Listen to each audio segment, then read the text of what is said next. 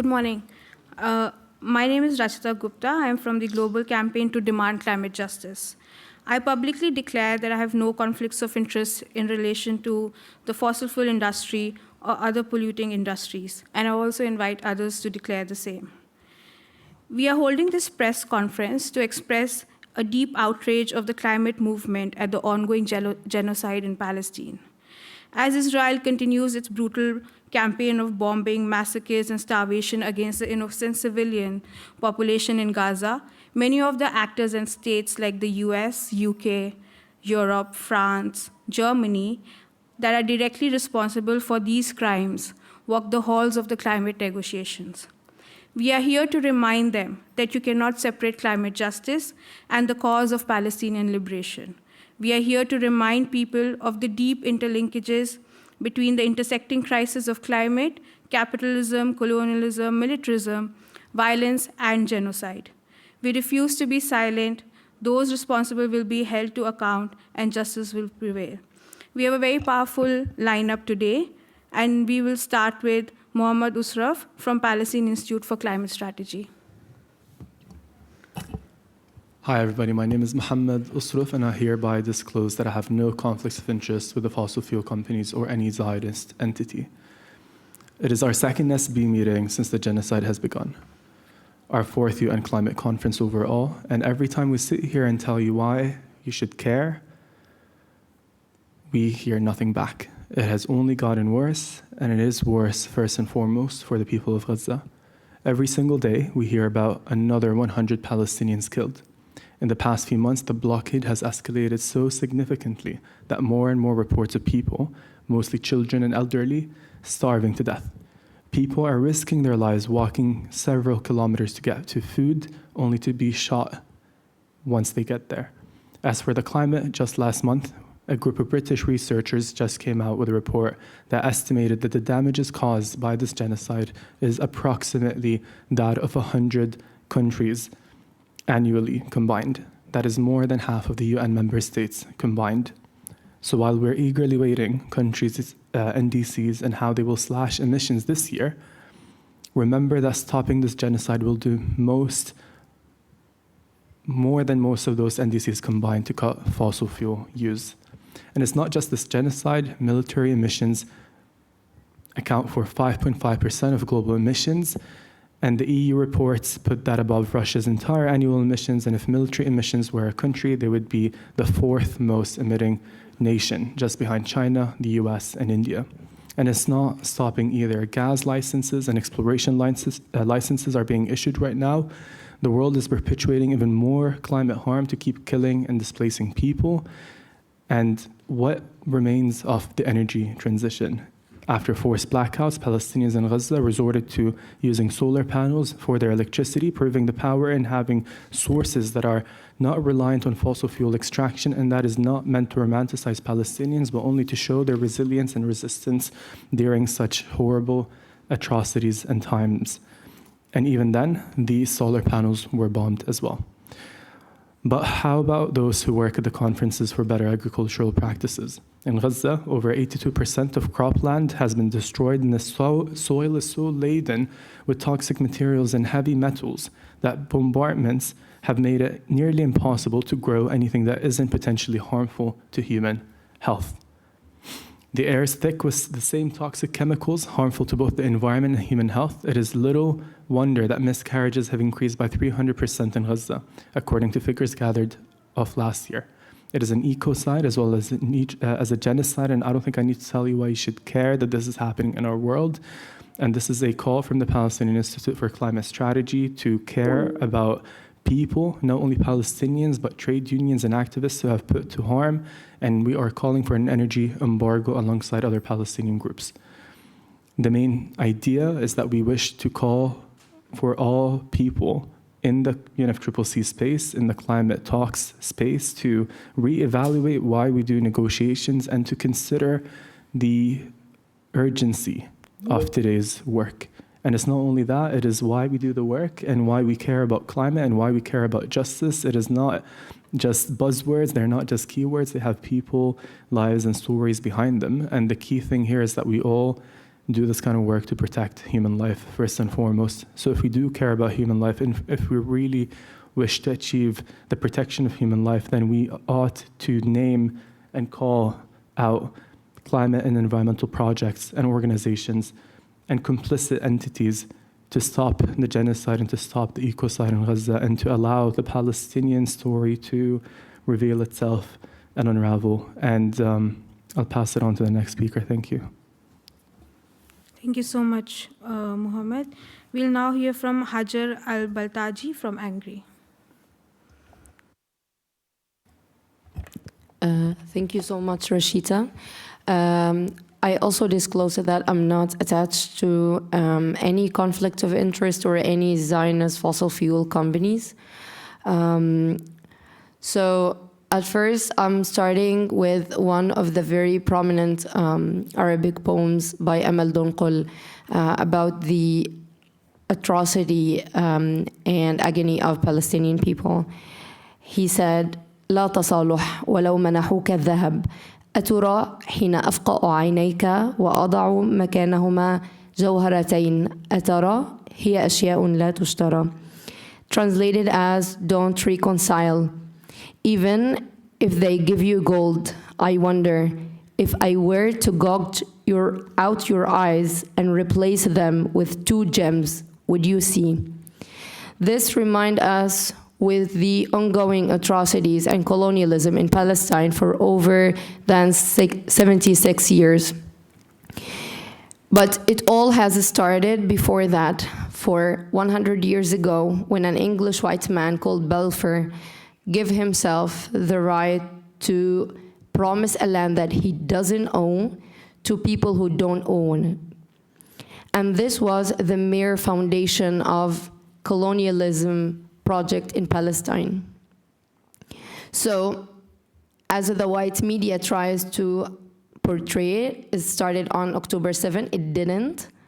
So this whole foundation of the settler colony was supported by the whitest and colonialist supremacists in Europe, USA, whom for 100 years have been stealing lands, giving it to white people. So we see in Palestine that an indigenous Palestinian do not have any right to his land, but a white person from USA or Europe does. Let's just remember the fact that Israel is the cancer that grows in our region, or as we call it, Southwest Asia and North Africa. We will never accept, we will never stop fighting until the madness of slaughtering of Palestinians stops. Palestine have been suffering colonialism and systematic oppression against aid workers, doctors, journalists for 76 years. The settler colony is not just fighting attacks, not fighting any soldiers. They're just fighting against civilians. They're killing to tightening their apartheid regime and apparatus over Palestine. Also, all this genocide has been unfolding because of the US and EU military support, which is approximately in millions. So USA alone have been aiding $22 billion to fund the military aid in Palestine since October 7th. Not to mention the numbers of military funding since the start of this colonialist project. We still need to remember that the people of Palestine, they're not victims, they're fighting their rights, they're fighting for liberation, and they're just rooted to their land as their olive tree is. شجرة الزيتون لا تموت كما لا تموت فلسطين. So we are here saying it again, no business as usual. In the time of genocide, we're here to escalate. We're here to keep reminding ourselves and others that Palestine will be free and this colonial project, colonial project will come to an end. Thank you. Thank you so much, Hajar.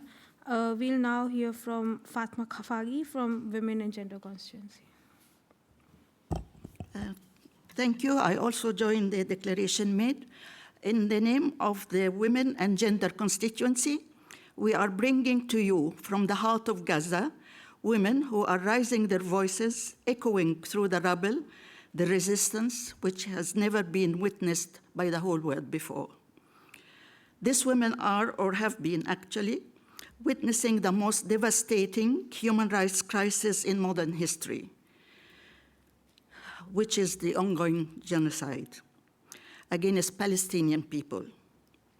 Since October 2023, Israel is desperately trying to implement ethnic cleansing against Gaza, killing tens of thousands of lives, with women and children bearing the heaviest toll. I mean, they are 70% of the victims killed and injured in Gaza.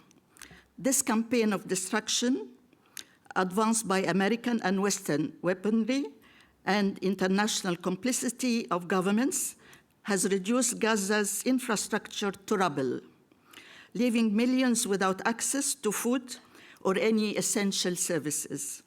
Amidst this witnessed massacre, Palestinian women were and still are bearing the brunt of its horrors, displacement, as well as deprivation of water, land, confiscation, destruction of their agricultural land, and vulnerable to many climate crises and shocks. In addition, they also bear the loss of their loved ones and the relentless exposure to sexual and gender-based violence that they experience every day.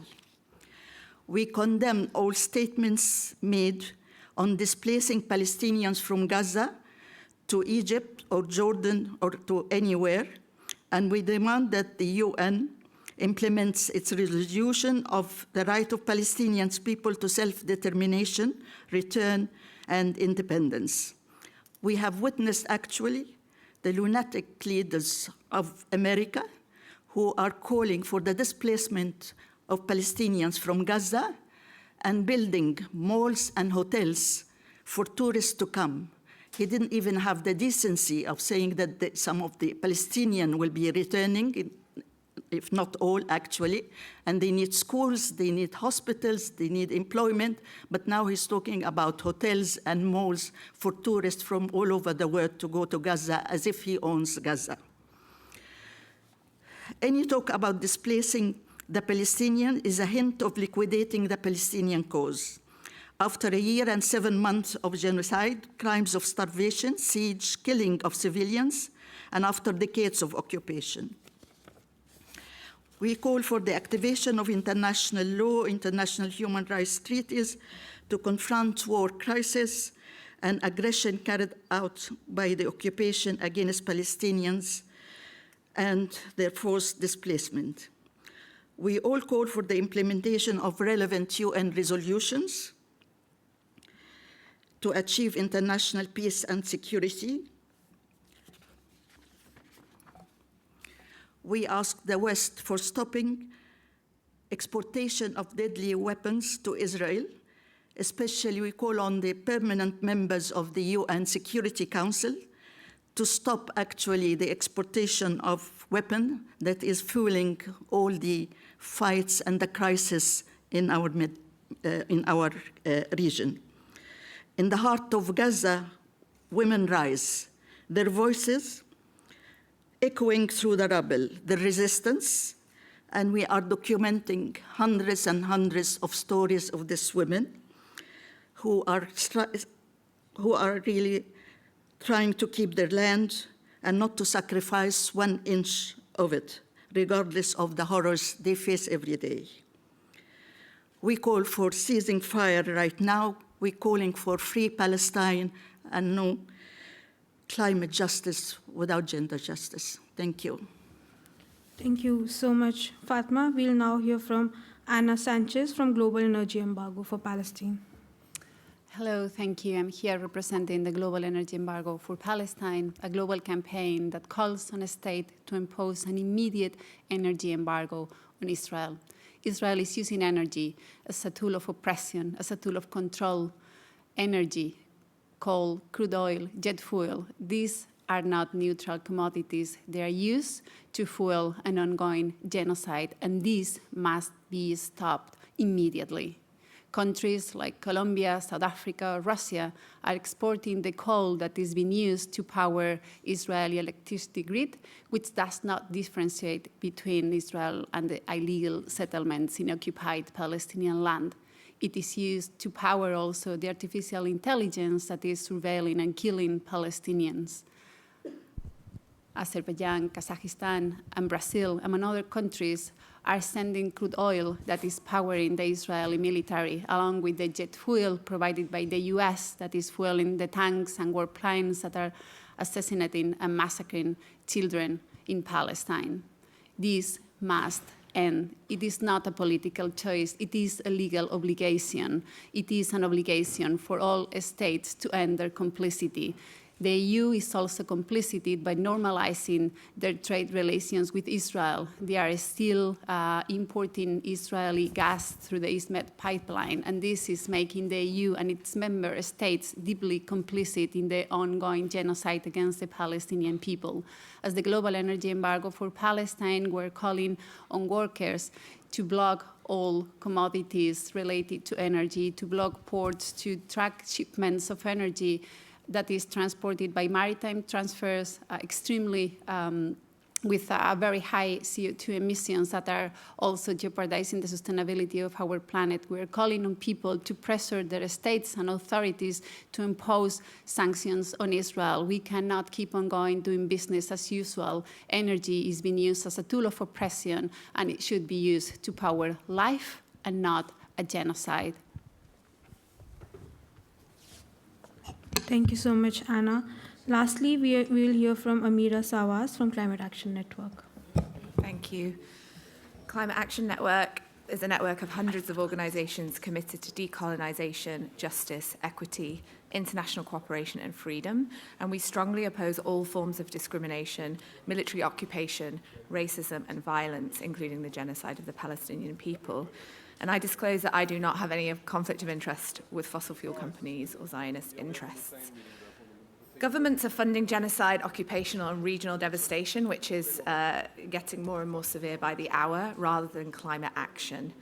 If we just look at some of the biggest donors of military aid to Israel, the US has invested over $20 billion in US dollars in aid to Israel since the end of 2023. But if you look at the many decades before, you're talking about $225 billion in aid, which is approximately 71% of its aid from all sources.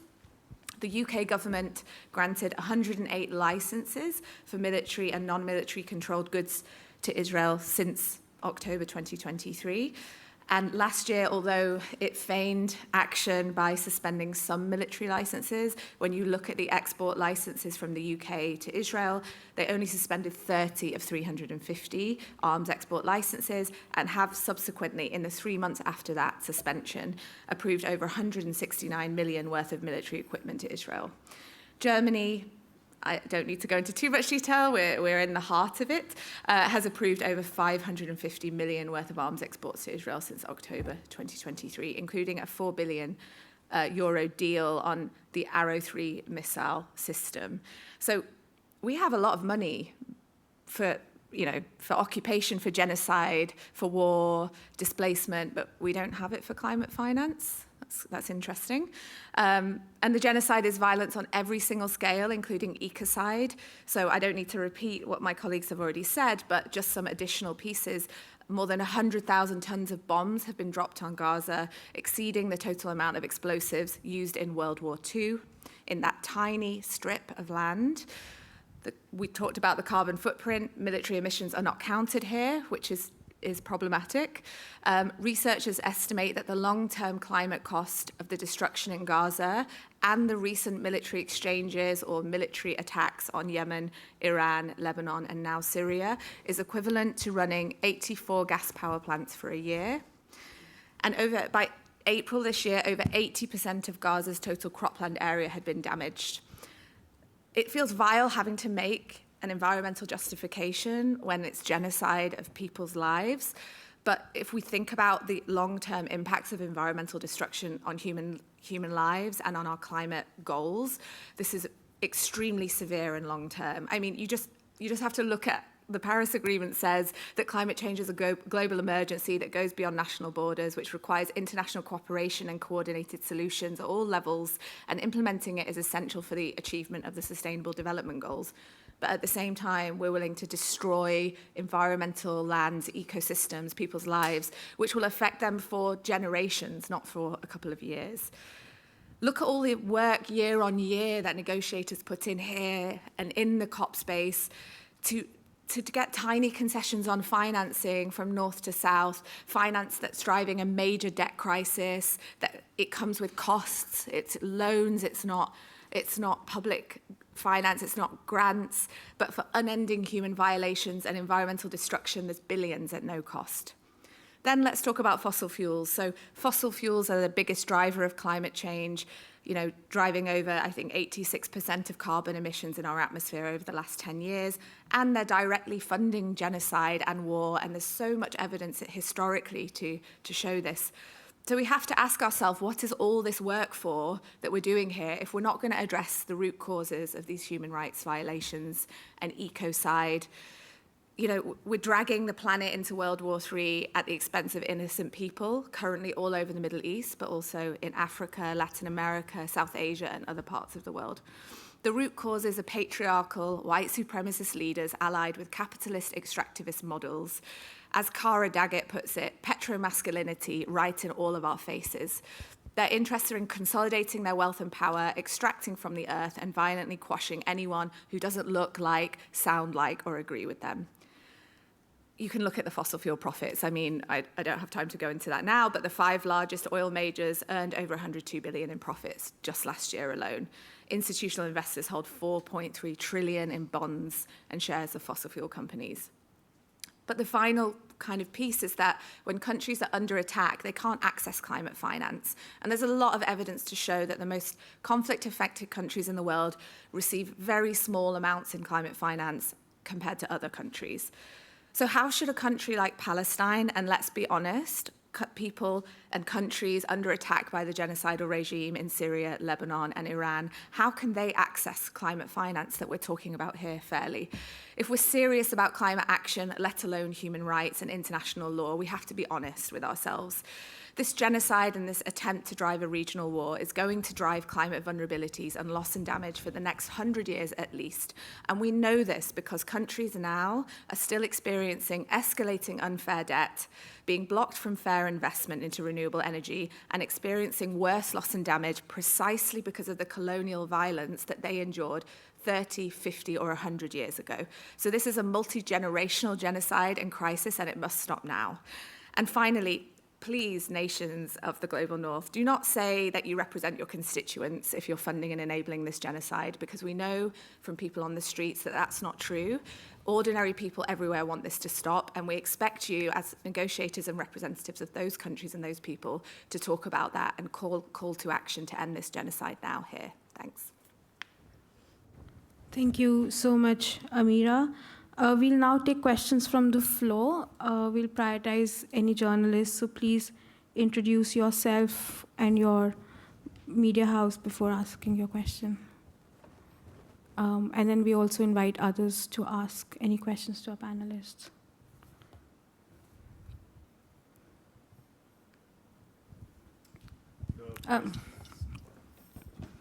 Hi, the press conference is titled End the Siege. My sense is that it was referring to the efforts that are being made by activists around the world to end the siege. We saw the Freedom Flotilla. We're now seeing activists gathered in Cairo. What would you say to movements and peoples around the world? What is your message to them?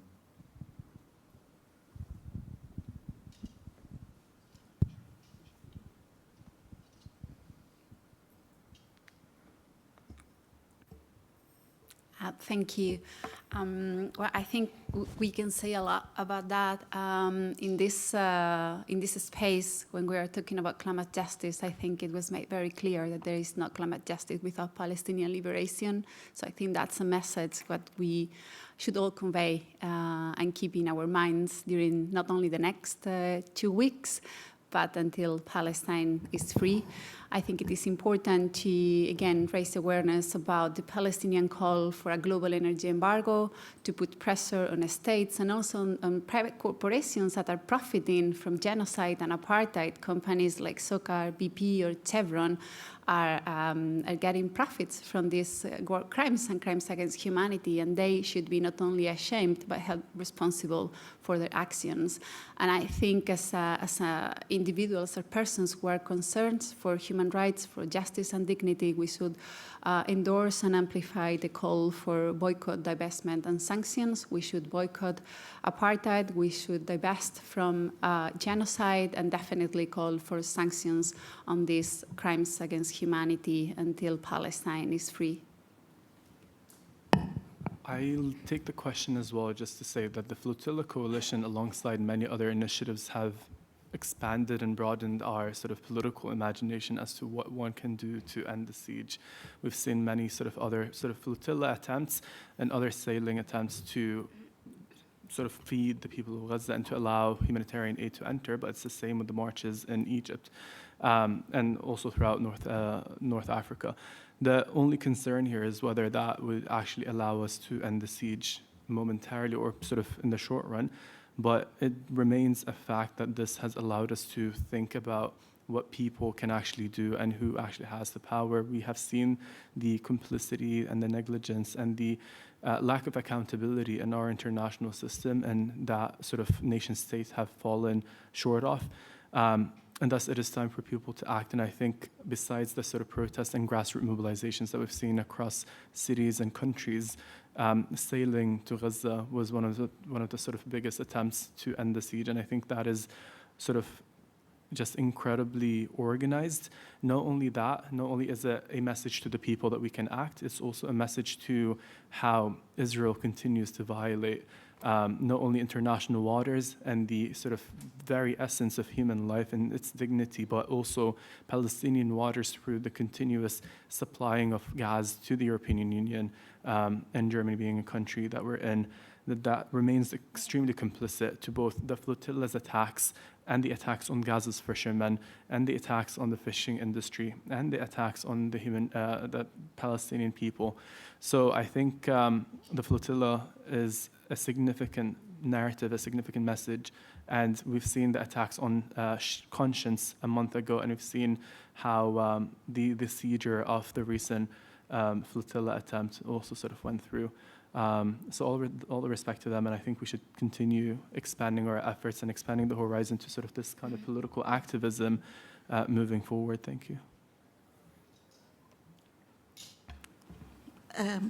I think also the movements that are witnessing from all over the world, including the Madeleine ship, including the Safinat al-Hurriya, including the World March, starting from North Africa and joined by all over the world, are really admirable. In spite of all the challenges, the problems they are facing, but they are never stopping. On the contrary, they're becoming more organized, more determined. Just to look actually at the stopping of the authorities in Egypt of the World March, and until now, they are in Egypt. Some of them are in Egypt resisting, actually, and quickly they are also explaining to everybody the repercussions of what the autocratic authorities are doing. Like, I mean, for Egypt, which lives on tourism, they said, I mean, when you are treating people coming, from all over the world in order to break the siege, in order to have Gaza have some food for the children, for women, for everybody, and you're treating them this way, you are going to lose tourism. Nobody is going to go to Egypt. So I think actually the movements are really admirable. They will never stop. They'll become stronger. Thank you so much, Fatma. That's the end for us. The panelists will also be available outside to address any additional questions. DCJ has a daily press conference here at 10 a.m. every day. Please join us tomorrow as well for our press conference with Global Energy Embargo for Palestine. And do visit DCJ at www.demandclimatejustice.org to read our statement to demanding an end to forced starvation and famine in Palestine. Thank you, everyone, for joining us.